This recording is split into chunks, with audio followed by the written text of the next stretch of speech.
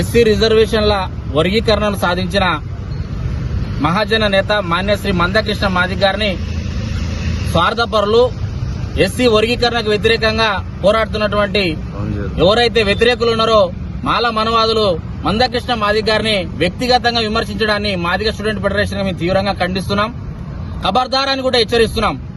ఎందుకంటే భారత రాజ్యాంగం సుప్రీంకోర్టు ద్వారా 30 సంవత్సరాల ఆకాంక్షని ఎస్సీ వర్గీకరణకు అనుకూలంగా ఈరోజు ఆగస్టు 1న తీర్పిస్తే దాన్ని ఓర్చుకోలేని మాలలు ఎస్సీలో ఉన్నటువంటి 58 ఉపకులాలు తమ తమ రిజర్వేషన్ అనుభవించడాన్ని ఓర్చుకోలేక ఈరోజు వారి యొక్క ఒక్కర బుద్ధితో ఎస్సీ వర్గీకరణకు వ్యతిరేకంగా ఈ పరేడ్ గ్రౌండ్ లో మీటింగ్ పెట్టడం జరిగింది. ఆ యొక్క మీటింగ్ పెట్టడంలో ప్రధానంగా మందకృష్ణ మాదిగ గారినే సామాజిక ఉద్యమ నేత మందకృష్ణ మాదిగ గారిని టార్గెట్ చేసుకుని వాళ్ళు వ్యక్తిగతంగా విమర్శలు చేయడాన్ని తీవ్రంగా ఖండిస్తున్నాం. మీ తీరు మార్చుకోకపోతే ఖచ్చితంగా మాదిగ విద్యార్థులు మాదిగ స్టూడెంట్ ఫెడరేషన్ మాదిగలే మీకు తగిన బుద్ధి చెప్తారని హెచ్చరిస్తున్నాం.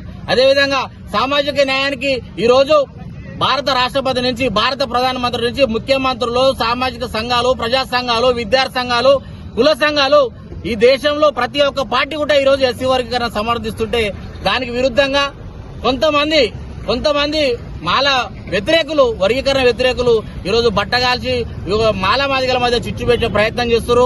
ప్రధానంగా ఆ యొక్క సభకు ఒక మాలకు మంత్రి పదవి కావాలనే ఆశతోనే ఈరోజు వివేక్ వెంకటస్వామి అనే వ్యక్తి అందరినీ రెచ్చగొట్టి మాలల్లో కనీసం వాళ్ళ హక్కుల గురించి అడగకుండా వాళ్ళకు న్యాయం జరగాలని ఇంకా ఇతర అంశాల మీద అడగకుండా అతని మంత్రి పదవి కోసమే ఈరోజు వివేక్ పెట్టిన పైసలకు పేడ్ బ్యాచ్ ఒకటి ఈరోజు మందకృష్ణ మాదిగ తీవ్రమైన ఆరోపణలు చేస్తున్నారు. ప్రధానంగా ఆడు సరిపల్లి రాజేష్ అనేటోడు కావచ్చు, రెంజర్ల రాజేష్ అనేటోడు కావచ్చు, ఆడు గుండెల గోపీనాథ్ అనేటోడు కావచ్చు, ఇంకొకటి ఉస్మాన్ యూనివర్సిటీ కేంద్రంగా సామాజిక న్యాయం మీద మాదిగలతో కలిపి పనిచేసిన ఒక విగ్గుబాబు అనేటోడు కావచ్చు ఈరోజు కృష్ణ మాదిగ మీద తీవ్రమైన విమర్శలు చేయడాన్ని మాదిగ స్టూడెంట్ ఫెడరేషన్ గా తీవ్రంగా ఖండిస్తున్నాం.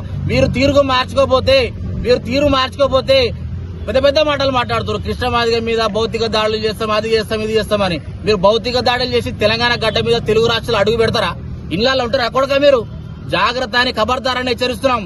తీరు మార్చుకోండి. మేము సాధారణ మాలలు కూడా విజ్ఞప్తి చేస్తున్నాం. ఈ రోజు మందకృష్ణ మాదిగ గారి పోరాటం వల్ల మీ ఇంట్లో ఆరోగ్యశ్రీ వల్ల ఉచిత వైద్యం అందుతున్నది, 6 కిలోల బియ్యం అందుతున్నాయి. అదేవిధంగా మీ అమ్మ నాన్నని మీ తల్లిదండ్రుల్ని మీ భార్యాభర్తలను అడగండి. మీ ఇళ్లలో 4,000 పెన్షన్ 6,000 పెన్షన్ వస్తుంది. అది మందకృష్ణ మాదిగ గారి పోరాటం వల్ల. మీ జనాభా ఎంత ఉందో మీరంత వాటా పొందండి. మీ వాటాని మేము గుంజుకోవట్లేం కాబట్టి మా వాటాని మేము తీసుకోవడానికి మేము సిద్ధంగా ఉన్నాం. కృష్ణ మాదిగ నాయకత్వంలో ఖచ్చితంగా దేశవ్యాప్తంగా ప్రధానంగా తెలుగు రాష్ట్రాల్లో వర్గీకరణను సాధించాం. దాన్ని రాబోయే రోజుల్లో అమలు చేసుకుంటామని హెచ్చరిస్తున్నాం. మీ తీరు మార్చుకోలే లేకపోతే మాత్రం జరగబోయే పరిణామాలకు ఎవరెవరైతే రెచ్చగొడుతున్నారో ఎవరెవరైతే మందకృష్ణ మాదిగ గారి మీద వ్యక్తిగత విమర్శలు చేస్తున్నారో వారికి జరగబోయే పరిణామాలకు తీవ్ర పరిణామాలు ఉంటాయని హెచ్చరిస్తున్నాం.